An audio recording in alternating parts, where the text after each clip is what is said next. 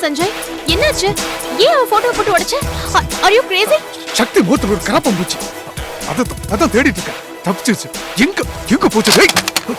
இதெல்லாம் கொஞ்சம் கூட நல்லதுக்கே இல்ல சஞ்சய். இந்த ரேஞ்சில போய்கிட்டு இருந்த கண்டிப்பா நீ பைத்தியம் ஆயிடுவ. இனி என்ன பைத்தியம் ஆக வேண்டியிருக்கு? சக்தி நினைச்சு நான் இப்ப பைத்தியமா தான் இருக்கேன். இந்த பார், சக்தி மட்டும் இல்ல, சக்தி போட்டோ கூட யாரோ தொட்டா அவங்கள அப்படி நான் அழிச்சாதான் ஹாப்பியா தெரியுமா உனக்கு? இதே ரேஞ்சில போனேன்னா கூடிய சீக்கிரம் நீ சட்டையை கிழிச்சிட்டு ரோட்ல அலைவல. அத பாக்கும்போது மத்தவங்களுக்கு ஹாப்பியா தான் இருக்கும். என்ன நினைச்சிட்டு இருக்கீங்க? போடியுள்ள போ.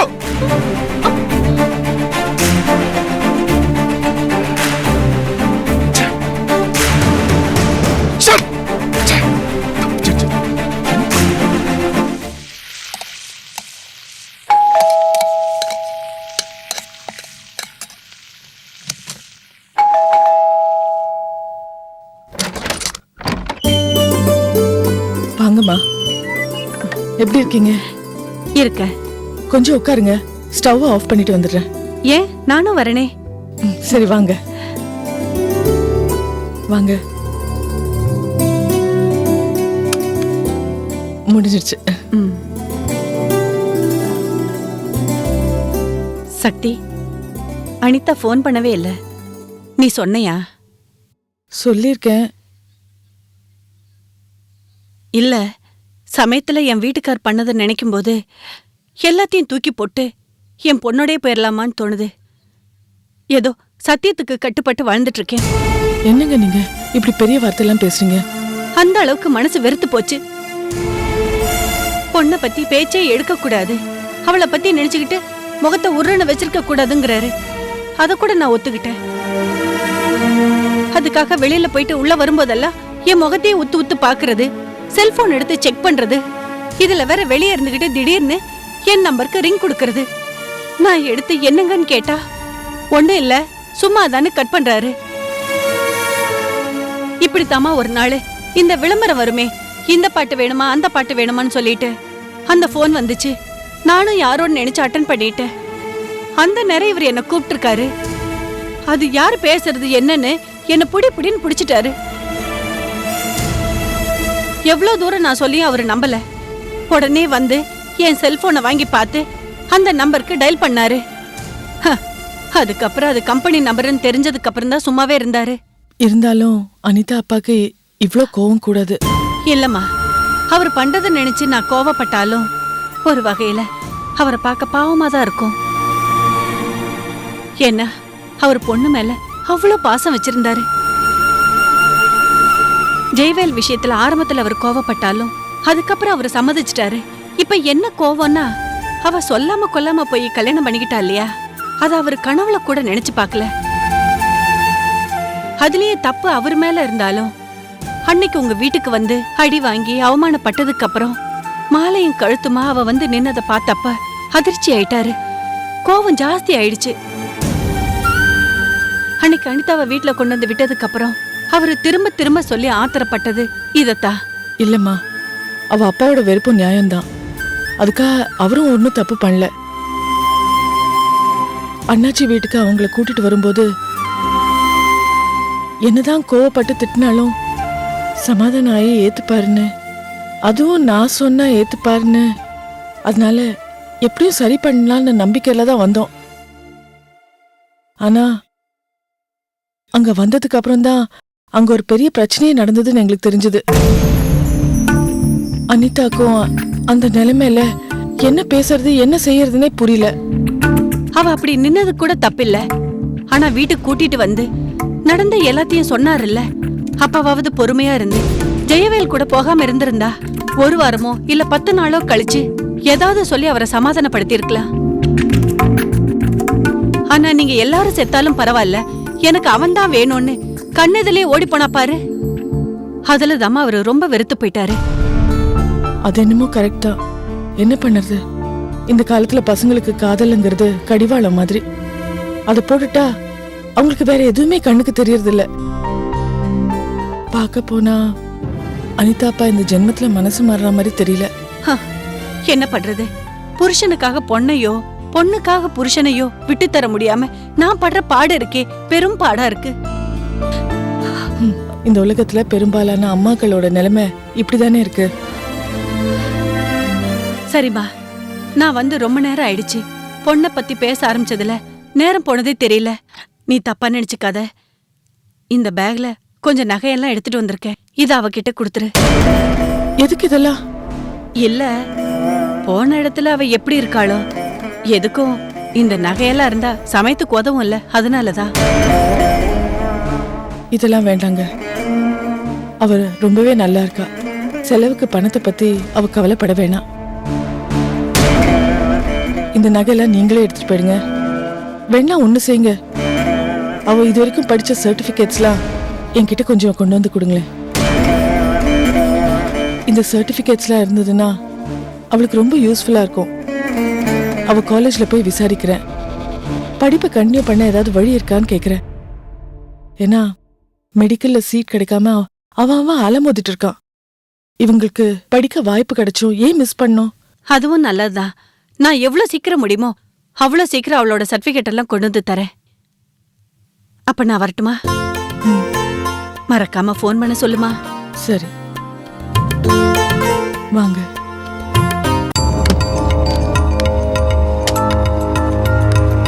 என்ன மச்சான், என்ன இப்பெல்லாம் எப்ப பாரு டென்ஷனாவே இருக்கியே, ஏன்? எல்லாம் பண பிரச்சனை தான் மாப்ள.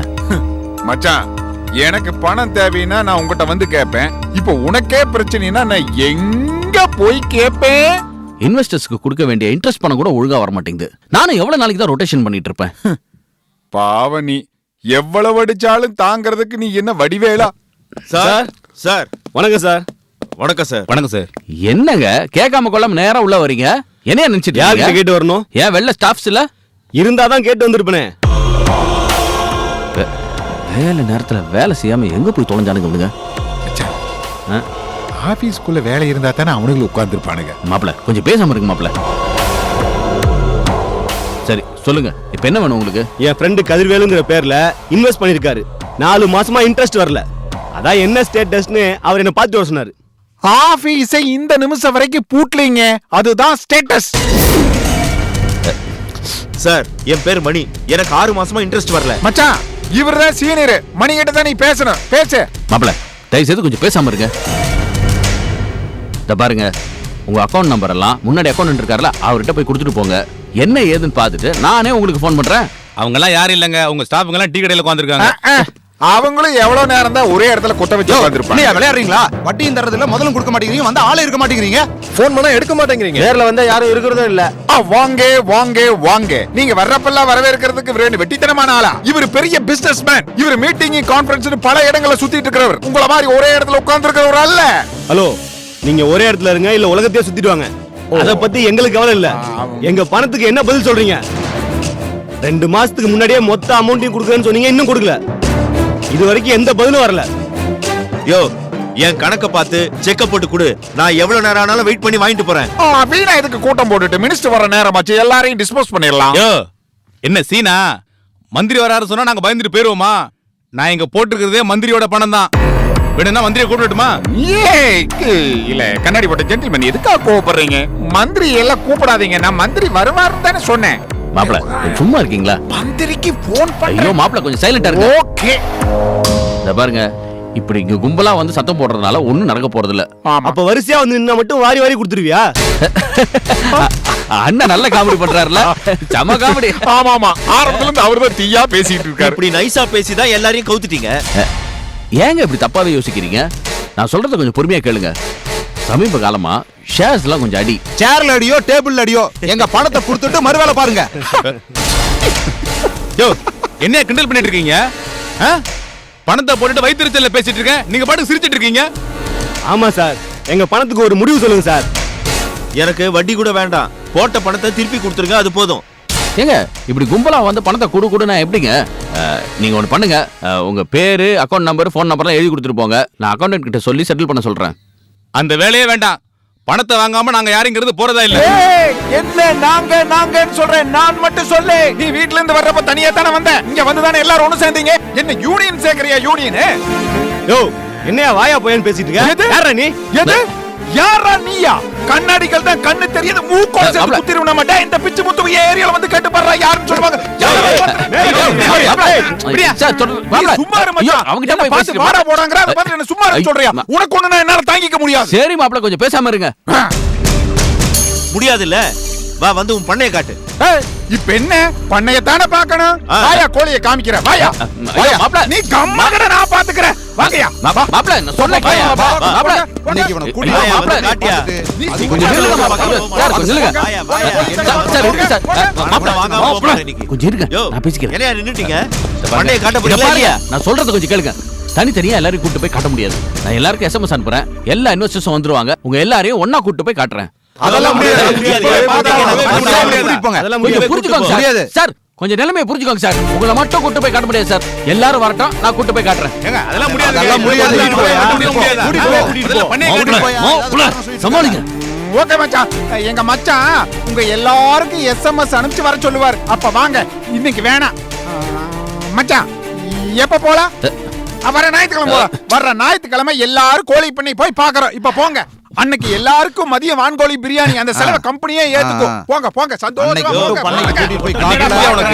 வாடா போடா, உனக்கு பிரியாணி கிடையாது. போடா போடா, என்னடா முறைக்கிற, போடா.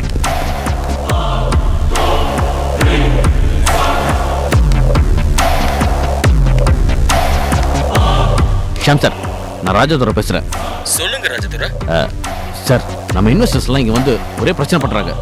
அதனால அவங்க எல்லாம் கூட்டு வந்து காமிச்சிட்டா அமைதியாயிடுவாங்க. என்ன காட்ட போறீங்க? சார், நம்ம பண்ணைய தான் சார். இருந்தா காட்டிடலாம். அதான் இல்லையே இப்போ. சார் என்ன என்ன சார் சொல்றீங்க? என்ன ராஜதுரை, நீ டிவி எல்லாம் பாக்குறது இல்லையா? பாக்குறேன். 3 நாளைக்கு முன்னாடி தீப்பிடிச்சு மொத்த பண்ணையும் எரிஞ்சு போச்சு. சார் சார் என்ன சார் சொல்றீங்க?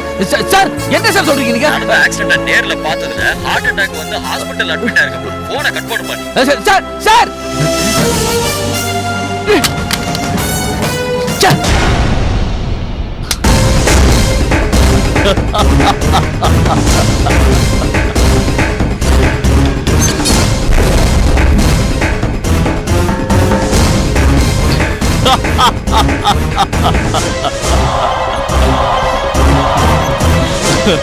டேய் ராஜதுரை, உன்ன மாதிரி நான் எத்தனை பேரை பார்த்திருப்பேன். ஏன் கிட்டேவா?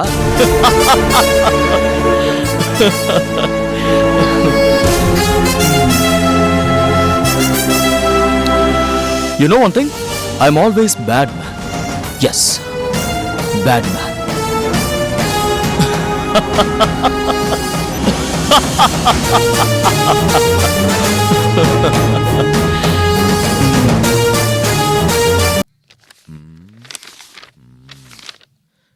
பிச்சை முத்து, சௌக்கியமா இருக்கியா?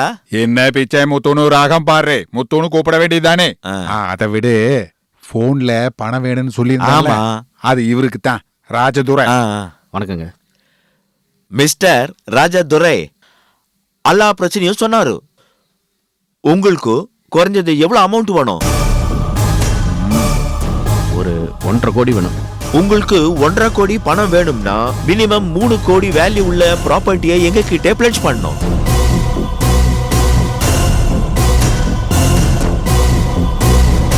அப்படி ஏதாவது ப்ராப்பர்ட்டி இருக்கா? அதை விட அதிகமா மதிப்புள்ள ப்ராப்பர்ட்டி இருக்கு. ஆனா அதெல்லாம் எங்க அம்மா பேர்ல இருக்கு. அதே ப்ராப்ளம் இல்ல. உங்க அம்மா வந்து கையெழுத்து போடணும். அவங்க சன்ஸ், டாட்டர்ஸ், ஹஸ்பண்ட் எல்லாரும் வந்து சாட்சி கையெழுத்து போடணும். மொத்தத்துல எல்லாரையும் கூண்டுல ஏத்தணும்ங்கற. அத நான் எங்க அம்மா கிட்ட கேட்டு தான் சொல்லணும். அதே சமயத்துல என் தம்பி கையெழுத்து போட ஒத்துக்க மாட்டானே. அது உங்க பிரச்சனை. நான் எங்க ஃபார்மாலிட்டி என்னன்னு உங்ககிட்ட சொல்லிச்சு.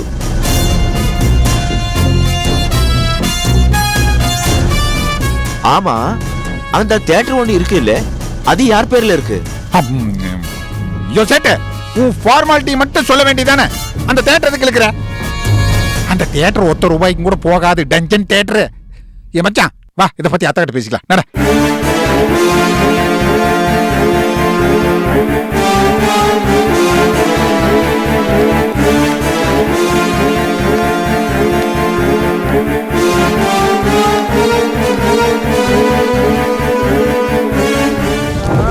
கலர் ரிப்பன் உனக்கு யாரு அப்பன். வாங்க சார். என்ன சார் இவ்வளோ தூரம்? ஏய் சுருளி, சொல்லுங்க சார். எப்படி இருக்க? நல்லா இருக்கேன் சார். அன்னைக்கு வந்து கேன்லாம் ஒழிச்சிட்டு போயிட்டீங்க. 300 ரூபாய் செலவாச்சு சார். கொடுத்தலாம். ஆமா, சக்தி இல்ல? இப்போ அவங்க இங்கே இல்லையா சார்? இல்லையா? எங்க போனாங்க? எங்கே போனாங்கன்னு தெரியல சார். உள்ளே கொஞ்சம் வேலை இருக்குது, வரேன் சார். ஏய்,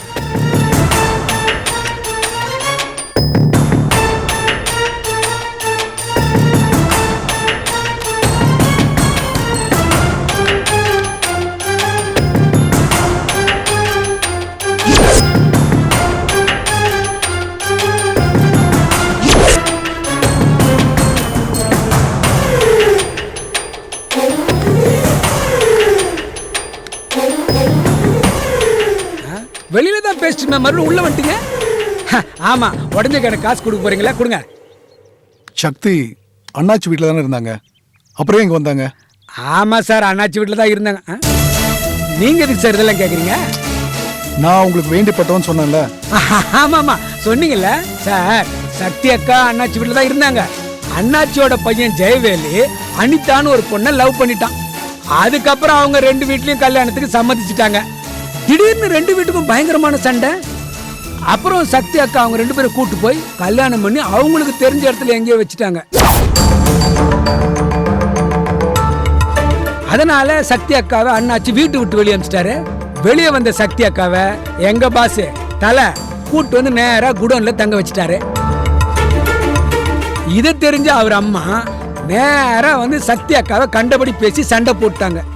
அதனால கோச்சிக்கிட்டு சக்தி அக்கா வெளியே போயிட்டாங்க. அவங்க போகும்போது நான் இங்க இல்ல சார். இருந்திருந்தா சொல்லிட்டு போயிருப்பாங்க. அதனால தான் அவங்க எங்க போயிருப்பாங்க ஏது போயிருப்பாங்கன்னு எதுவுமே தெரியல சார். வேணா நீங்க அவங்க நம்பருக்கு போன் பண்ணி பாருங்களேன். பண்ணலாம், ஆனா அவங்க நம்பர் மிஸ் ஆயிடுச்சு. சுருளி, இங்க உனக்கு எவ்வளவு சம்பளம் தர்றாங்க? சம்பளமா சார்? நான் என்னங்க சம்பளத்துக்கா சார் வேலை செய்யறேன்? எங்க முதலாளி எனக்கு ரொம்ப பிடிக்கும் சார். அவரும் என்ன தம்பி மாதிரி பாத்துக்கிறார் சார். அதனால தான் அவர் கூட அப்படியே இருக்கேன் சார். இப்போ நான் வேற மாதிரி தான் டீல் பண்ணும். சுருளி, உங்க பாஸ் தான் சக்தி கட்டி போறான்னு சொன்னால? ஆமா சார், எங்க முதலாளி அந்த முடிவோட தான் இருக்காரு. ஆனா சக்தி அக்காவுக்கு தான் விருப்பம் இருக்கா இல்லையான்னு ஒண்ணுமே புரியல சார். ஏன் சுருளி, உன் பாஸ் நல்லா இருக்கணுமா வேண்டாமா? என்ன சார் இப்படி கேட்டீங்க? அப்படின்னா உன் பாஸ் சக்தியை மறக்கணும். என்ன சார் சொல்றீங்க? ஏன்னா சக்தி நல்ல பொண்ணு இல்ல. சார் சார் என்ன சார் கண்டபடி பேசுறீங்க? யார் சார் நீங்க? தயவு செய்து வெளிய போங்க சார். சார் வாங்க சார், வெளிய போங்க. நான் யார் தெரியுமா சுருளி? யார் sir? CBI officer. Sir, Chennai நடந்த ஒரு கொலை கேஸ் விஷயமா நான் தான் விசாரணை நடத்திட்டு வரேன். அந்த கொலையில சக்தி சம்பந்தப்பட்டிருக்கா. அதை விசாரிக்க தான் போன தடவை நான் இங்க வந்தேன். சக்தி என்கிட்ட சில டீட்டெயில் சொன்னா, அதை விசாரிச்சுட்டு வரேன். அது வரைக்கும் நீ இங்கிருந்து எங்கேயும் போக கூடாதுன்னு சொன்ன. ஆனா அதை கேட்காம அவ இங்கிருந்து போயிட்டா. சார் சார் எனக்கு பயமா இருக்கு சார். முதல்ல எங்க முதலாளி சொல்லிட்டேன் சார். அவசரப்படாத. காதலிக்கிறவங்கிட்ட போய் காதலை பத்தி தப்பா சொன்னா என்ன நடக்கும்? ஒண்ணு அவங்க நம்ப மாட்டாங்க, இல்ல உண்மை தெரிஞ்சா பைத்தியம் பிடிச்ச மாதிரி ஆயிடுவாங்க. ஆமா சார், அப்படி ஆனாலும் ஆயிடுவார் சார். அதனாலதான் ஏன் சொல்றேன், நீ சைலண்டா இரு. இப்ப எதுவும் சொல்லாத. சக்தி பத்தின தகவல் உனக்கு என்னென்ன தெரியுதோ அது என்கிட்ட சொல்லிட்டே இரு. முழு ஆதாரம் கிடைச்சதும் நான் வந்து சக்தியை கைது பண்ணுவேன். அதுக்கப்புறம் டிவில பேப்பர்ல எல்லாம் விளம்பரம் வரும்ல, அது உன் முதலாளி பார்த்துட்டு உண்மையை தெரிஞ்சுட்டு ஒதுங்கிப்பார். சார் இது நல்ல ஐடியாவா இருக்கு சார். இதே மாதிரி பண்ணுங்க சார். நான் என் நம்பர் தரேன், நோட் பண்ணிக்கோ. சொல்லுங்க சார்.